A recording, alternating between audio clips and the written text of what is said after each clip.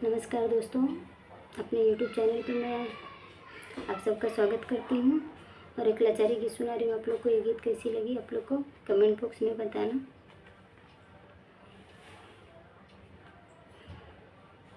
तुहरी चरण बलिहारी राम जी, तुहरी चरण बलिहारी राम जी।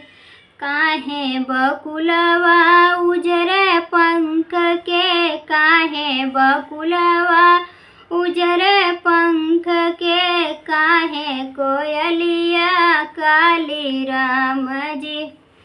काहे कोयलिया काली राम जी, तुहरी चरण बलिहारी राम जी, तुहरी चरण बलिहारी राम जी।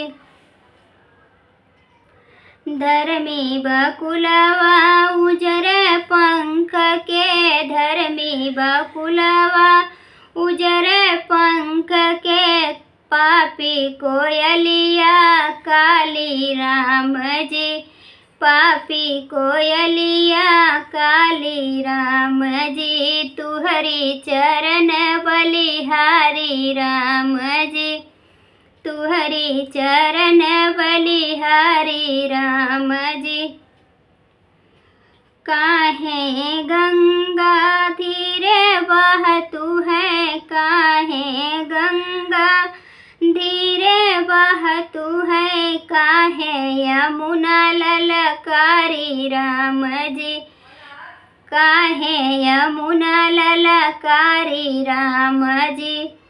धर्मी गंगा धीरे बहतु है, धर्मी गंगा धीरे बहतु है, पापी यमुना ललकारी राम जी, पापी यमुना ललकारी राम जी। तुहरी चरण बलिहारी राम जी, तुहरी चरण बलिहारी राम जी। काहे भयवा घर ही रहतु है, काहे भयवा घर ही रहतु है, काहे बहिने ससुराली राम जी, काहे बहिने ससुराली राम जी।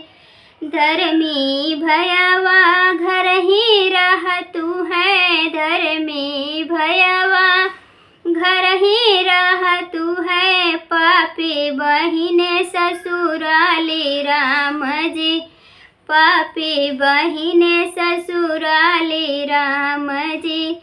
तुहरी चरण बलिहारी राम जी, तुहरी चरण बलिहारी राम जी।